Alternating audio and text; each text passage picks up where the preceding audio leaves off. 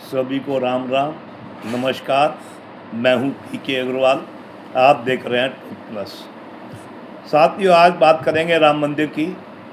जावर चढ़ावे में घपले की चर्चा हो रही है, तो मैं चढ़ावे की घपले की चर्चा तो नहीं करूंगा। वो तो सरकार जांच कर रही है, जो दोषी होंगे सज़ा मिल जाएगी और एक नई व्यवस्था आ जाएगी जो शायद पहले से ज़्यादा पारदर्शी हो। इसलिए मैं उस पर बात नहीं करूँगा।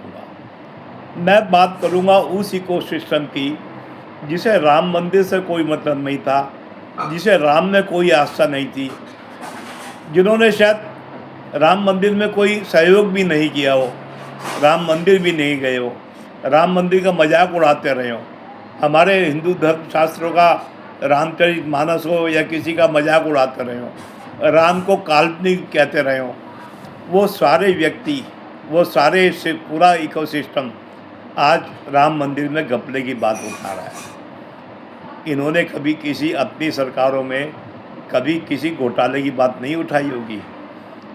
मंदिर सरकारी नियंत्रण में भी है, इन्होंने उसकी भी कोई बात नहीं की होगी, लेकिन राम मंदिर की बात जरूर कर रहे हैं। क्यों कर रहे हैं ये? क्योंकि राम मंदिर में जब से योगी जी ने कहा है बटोगे तो कटोगे, मोदी जी ने कहा है एक हैं तो सेफ हैं, जब से हिंदू जागरूकता बढ़ी है तब से इनका राजनीतिक आधार हिल चुका है।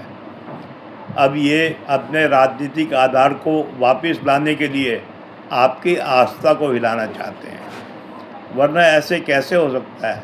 मैं सोशल मीडिया की पोस्ट मदद से बता रहा हूँ आपको। जो लोग कहा करते थे हमने राम मंदिर जब बन रहा था उसके लिए समर्पण निधि लेने वालों को अपनी कॉलोनी में घुसने नहीं दिया था, लोग ऐसे भी कहते थे कि हमने कॉलोनी तय किया था, हम इन्हें कोई पैसा चंदा नहीं देंगे, हम इनसे कोई प्रसाद नहीं लेंगे, वो भी आज राम मंदिर पे सवाल उठा रहे हैं। अब वो चंदे पे सवाल उठा रहे हैं। अरे भाई, राम मंदिर में चढ़ावा भक्तों और राम मंदिर के बीच का मामला है, ये हम आपस में देख लेंगे। तुम कौन हो भाई? तुम तो अपनी जो आस्था उस पर बात करो ना। सबसे बड़ी बात है इसमें वो भी आ रहे हैं जो हिंदू नहीं है, जो सब जानते हैं हिंदू नहीं है, वो भी आ रहे हैं। अरे भाई, तुम अपने धर्म स्थल पर क्या हो रहा है उस पर आवाज़ उठाओ ना। ये हमारे लिए छोड़ दो, इस पर राजनीति क्यों करनी। अब जैसे आप जानते हैं भारत में बहुत मंदिर ऐसे हैं जो सरकारी नियंत्रण में हैं। क्या कोई वहाँ पारदर्शी व्यवस्था लागू है? आजकल इंटरनेट भी है, सोशल मीडिया भी है। क्या आपको पता लगता है, क्या आपको कोई जानकारी मिलती है कि इन मंदिरों में इतना चढ़ावा आता है, उसका ये उपयोग होता है? सरकारें क्या उपयोग करती है हमें तो ये भी नहीं पता लगता उसका। वो तो अब करीब आज़ादी के 80 साल होने जा रहे हैं, अब कोर्ट के फैसले सुने हैं कि मंदिर का पैसा भगवान का है, सरकार कहीं और खर्च नहीं कर सकती। लेकिन पिछले 80 साल का हिसाब कौन देगा?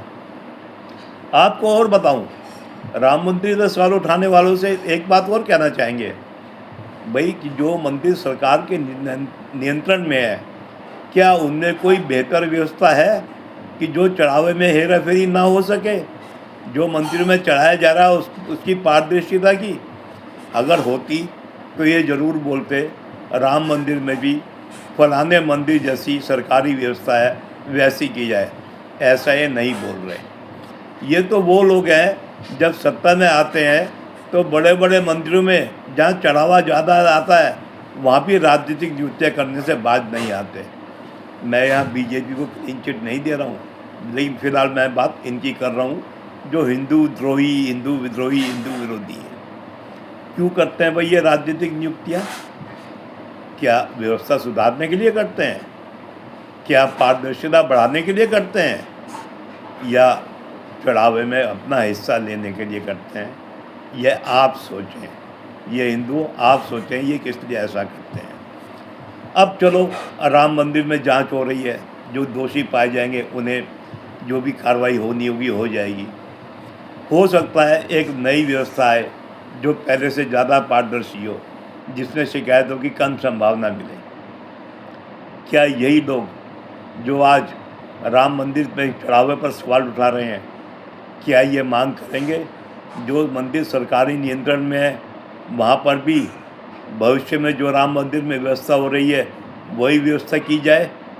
भाई राम मंदिर की व्यवस्था ज़्यादा पारदर्शक हो जाएगी तो वो तो सबके लिए आदर्श होनी चाहिए। क्या ये ऐसी कोई मांग करेंगे? मुझे पूरा विश्वास है ये ऐसी कोई मांग नहीं करेंगे, क्योंकि इन्हें हिंदू मंदिरों से कोई लेना देना नहीं है, इन्हें भक्तों के पैसे से कोई लेना देना नहीं, इन्हें सिर्फ आपकी आस्था हिलानी है। क्यों कि जब आप जागरूक हुए, जैसे मैंने कहा, इनका राजनीतिक जनाधार हिला।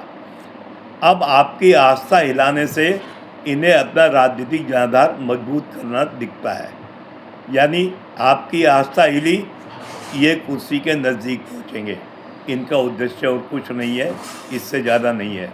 इसलिए इनके बीच में नहीं पड़े। ये भक्तों और मंदिर के बीच का पैसा है, ये सरकारी पैसा नहीं है। ये सरकारी भ्रष्टाचार पे कभी नहीं बोलते, अपनी सरकार को तो भ्रष्टाचार पे बोलते ही नहीं, जो कि वो भी हमारा आपका टैक्स का पैसा है। तो इन्हें पहचानिए, इनका हिंदू धर्म से कोई लेना देना नहीं है। ये तो उस हिस्से के उस इकोसिस्टम का हिस्सा है जो कहता है हमने राम मूवमेंट को हरा दिया, जो कहता है सनातन बीमारी है, इसे जड़ से ख़त्म करनी है, जो कहता है हिंदू कोई धर्म नहीं है, ये उसी इकोसिस्टम के हैं। इसलिए सावधान रहिए। आप अपनी आस्था, आपकी आस्था ने इन्हें बदलने पर मजबूर किया है। ये संवाद से भागने वाले लोग हैं।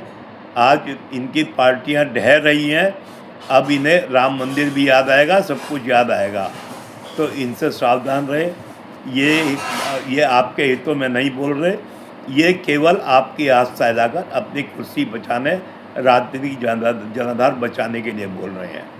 आपकी आस्था हिली, इनकी कुर्सी मिली, आप ये मान के चलें। जैसे आपकी आस्था जगी, इनकी कुर्सी हिली, अब आपकी आस्था हिली, इनकी कुर्सी मिली। ये एक तालमेल है। इस तालमेल को आप ध्यान रखें, इन पर भरोसा बिल्कुल मत करें। हमारा हिंदुओं का मामला है, हिंदुओं का पैसा है, राम मंदिर जाने हम जाने, इन्हें बीच में आने का कोई मतलब नहीं है। तो साथियों, आज के लिए इतना ही। वीडियो को लाइक करें, शेयर करें, चैनल को सब्सक्राइब करें। फिर मिलते हैं अगले वीडियो में, तब तक के लिए धन्यवाद।